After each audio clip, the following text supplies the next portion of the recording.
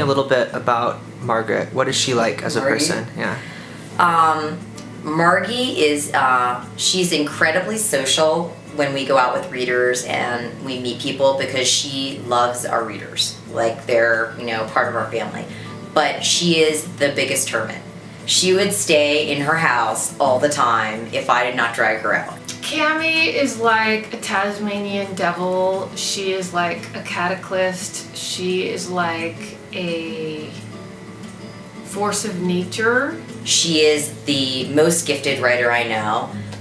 In a way, part of writing this was not just about the dare, but wanting to get Margie to finish something, because she's so incredibly talented and she has had all these pieces of books because she'd always wanted to be a writer. She's just uncontainable, and my theory about everyone is that their best and worst qualities are all tied up together. So she is Cami the great destroyer and Cami the great creator, and you just gotta kind of ride the wave. She's also the most loyal person ever. What I'm really curious to know more about is the superstitious Cami. Where did that start? I am really superstitious. Margie likes to say that I am exactly like Ava in the book. That was the inspiration for her, right? The inspiration for Alma was really a mixture of my great-grandmother and Margie's grandmother, but the superstition is definitely all me. She is wildly superstitious like me. I don't like anyone to talk about anything good happening in advance. I am then convinced that it will not. Margie's the worst one that she has outed me on is I'm really scared to fly, and I have a special necklace with charms just for flying that have been blessed, and I particularly like to sit next to babies on the plane. Oh, what is the furthest that you've gone because of being superstitious? What's the thing you've done? Well, the bravest thing I've ever done was when I was younger, I went to Portugal and Spain on like a group tour. Mm-hmm. And when we were in Spain, I'm really scared of birds. And that's not a superstition, I'm just scared of birds. And there was an owl that I don't even know how to describe. It was as big as your torso, a giant white owl that had huge talons, and he was like resting on this guy's arm, and supposedly he was this mystical owl of good luck, and if you petted his feathers you would have good luck. And I was so terrified, but I could not resist the possibility that the owl could bring me good luck.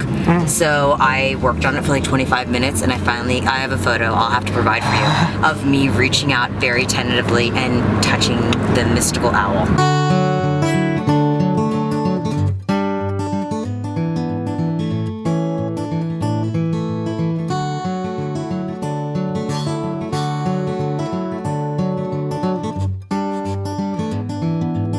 Where do you see yourself? Where do you want to see yourself 10 years from now? 10 years from now, I want to see myself having,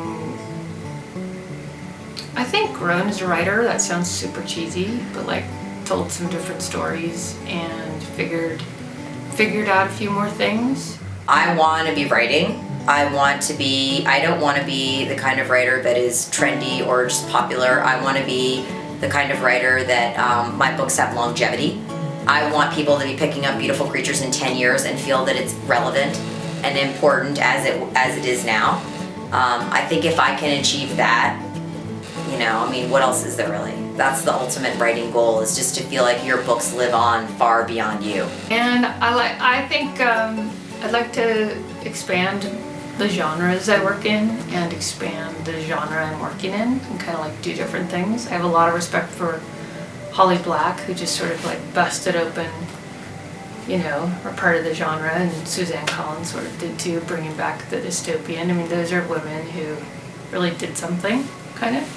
So I don't know. I just want to, mostly I'm like any writer where I just want to keep working. Do you think that it worked out well together, that you had one half of the writing duo was a born writer and the other half was like a born painter, like putting those together into an image? Yeah, because it's interesting because even though my background is painting, I have written a lot in my life. I wrote poetry all the time in high school. I have like big plastic bins full of it. So we both have these writing inclinations, but Margie has this like true writer's sensibility, whereas for me, it's all more, like I said, I see it in my mind. For me, the weird thing is going to be eventually, Margie and I always talk about, we're going to continue to write these kind of big epic fantasy series together, but we're also going to eventually write something else on our own and then critique and help each other through that. So for me, the weird thing will be like, what will it be like to write something by myself without her? I feel like Margie is very much enmeshed in all of my writing, and I will never be free of her. So it's lucky that I love her.